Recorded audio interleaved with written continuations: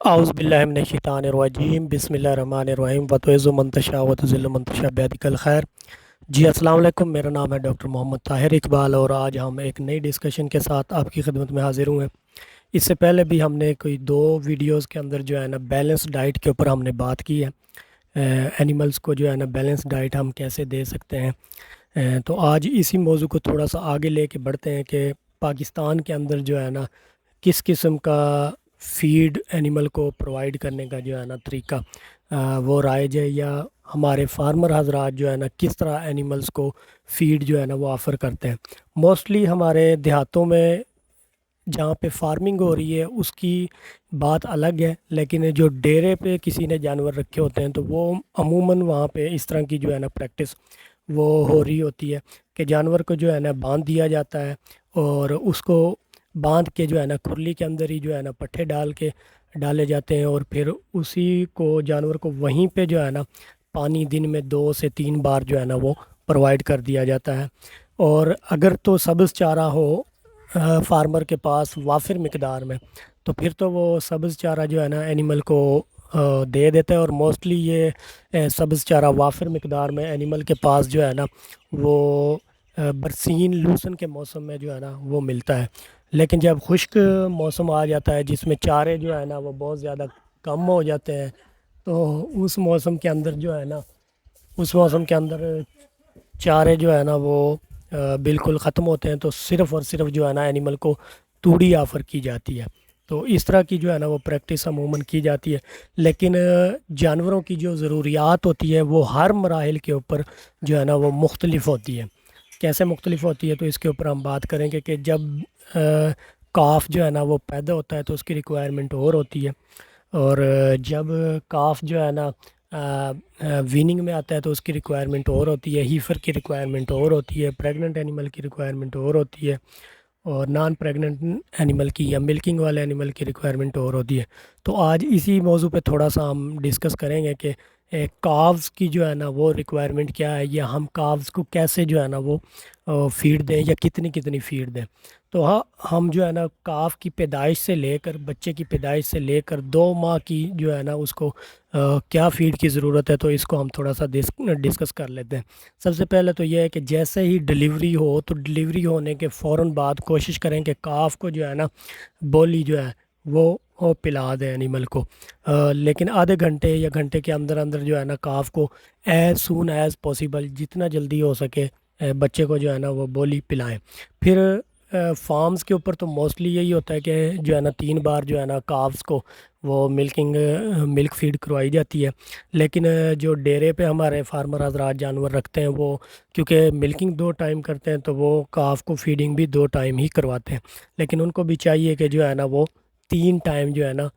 Feed کروائیں، ہر 8 گھنٹے کے وقفے کے ساتھ جو ہے نا بچھڑے کو دودھ پلوائیں۔ اس کے بعد یہ ہوتا ہے کہ جی بچھڑے کے وزن کا 10% کے حساب سے بچھڑے کے جسم کے 10% کے حساب سے جو ہے نا وہ دودھ پلائیں۔ اس کی مثال ایسے کر لیں کہ اگر بچھڑا جو ہے نا 40 کلو کا بچھڑا ہے یا 30 کلو کا بچھڑا ہے، جو 30 کلو کا بچھڑا ہوگا تو اس کو 1 دن کے اندر 3 ٹائم کے اندر 3 کلو دودھ جو ہے نا وہ پلانا ہے، اور اگر 40 کلو کا ہے تو وہ 3 ٹائم کے اندر صرف 4 کلو دودھ پلانا ہے۔ اس کے علاوہ جو ہے نا اس کو 4 دن کے بعد جو ہے نا بچھڑے کو 3 سے 4 دن بعد بچھڑے کو جو ہے نا صاف پانی وہ دینا چاہیے، لیکن صاف پانی دینے کا بھی ایک طریقہ ہے۔ وہ کیسے؟ وہ ملکنگ جب آپ نے ملک فیڈ کروانی ہے کاف کو، یا جب آپ نے بچھڑے کو دودھ پلانا ہے تو اس کے 1 گھنٹہ پہلے جو ہے نا آپ نے پانی نہیں پلانا، اور 1 گھنٹہ بعد میں دودھ فیڈ کرنے کے 1 گھنٹہ بعد تب بھی آپ نے پانی نہیں پلانا، اور 1 گھنٹہ پہلے بھی آپ نے پانی نہیں پلانا۔ اگر آپ لوگ ایسا کریں گے تو بچھڑے کو یا بچڑی کو جو ہے نا دست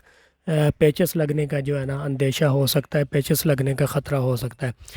پیدائش کے 7 دن بعد بچھڑے کو جو ہے نا ونڈا اور نمکیات وہ شروع کرنی چاہیے، کہ گائے کو سوئے یا جو ہے نا 7 دن ہو گئے ہیں بچھڑے کو، تو پھر آپ لوگ جو ہے نا ونڈا وہ اس کو دینا شروع کریں۔ آگے جی ہم ڈسکس کر لیتے ہیں 2 ماہ سے 12 ماہ کے بچھڑے کی غذائی ضروریات کیا ہوں گی۔ تو جی جو 2 ماہ کا بچھڑا ہے اس کو سب سے پہلے تو آپ نے پنجرے میں پہلے رکھا ہوتا ہے، تو اس کو پنجرے سے آپ لوگوں نے نکال لینا ہے۔ اس کو پنجرے سے نکال کے اس کے نیچے پرالی وغیرہ ڈالیں، اس کو پرالی ڈال کے جو ہے نا اس کے اوپر رکھیں 2 ماہ کے بعد۔ اور پھر شروع میں جو ہے نا اس کو فیڈ کروانی ہے آپ نے خشک،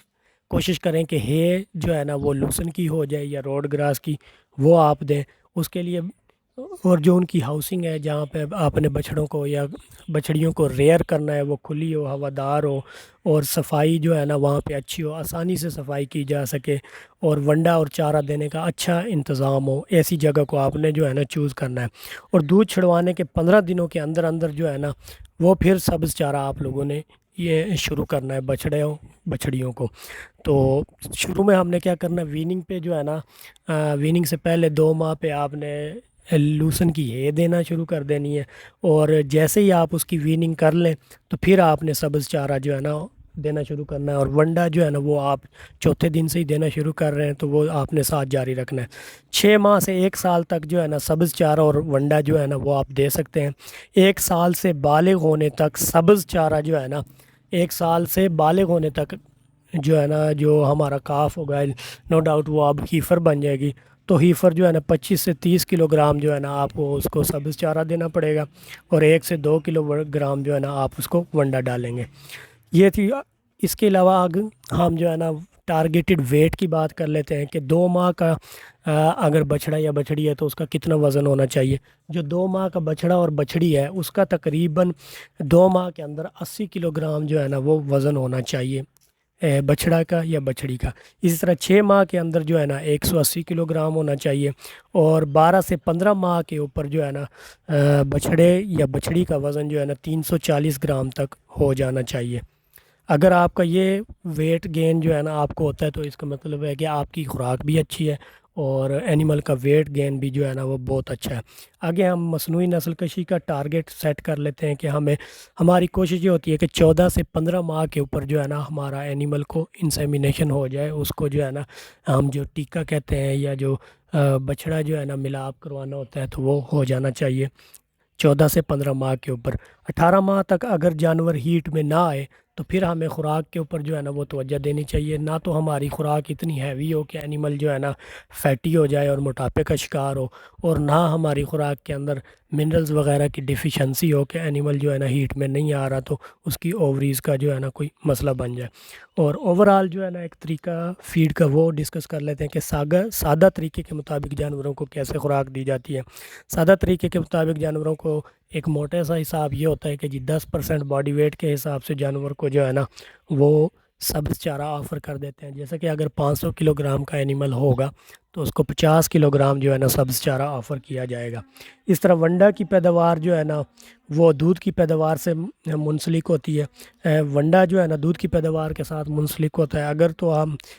یہ کرتے ہیں کہ ہر 3 کلو گرام جو ہے نا ہر 3 کلو گرام دودھ کے اوپر 1 سے 1.5 کلو گرام ونڈا جو ہے نا وہ اینیمل کو آفر کر دیا جاتا ہے۔ پانی کی جو ہے نا وافر مقدار میں فراہمی ہونی چاہیے، اور منرل جو ہے نا فیڈ کے اندر وہ 1 سے 2% تک جو ہے نا شامل کیے جانے چاہیے۔ اس طریقے سے اگر آپ جو ہے نا یہ جو موٹا میں نے تمام ویڈیوز کا ایک نچوڑ بتایا ہے، اگر آپ یہ طریقہ فالو کریں گے یا اس طریقے سے اپنے اینیملز کو فیڈ جو ہے نا آفر کریں گے تو یقیناً آپ تقریباً کافی حد تک جو ہے نا وہ فیڈ کو متوازن کر سکتے ہیں، اور اس طریقے کے مطابق آپ جو ہے نا اچھی خوراک جو ہے دے کے اچھا جو ہے نا ملک پروڈکشن یا میٹ پروڈکشن کے لیے آپ کے اینیمل تو اچھی جو ہے نا ان سے لے سکتے ہیں۔ ریپروڈکشن کا مقصد ہے، پروڈکشن کا مقصد ہے، یا جو بھی جس مقصد کے لیے آپ نے اینیمل رکھے ہوئے ہیں وہ آپ ایزیلی جو ہے نا ان سے حاصل کر سکتے ہیں۔ تو آج کے لیے اتنا ہی تھا جی، دعاؤں میں یاد رکھیے گا، لیکن جانے سے پہلے ہمارے اس چینل کو لائک، شیئر اور سبسکرائب ضرور کیجیے گا۔ السلام علیکم۔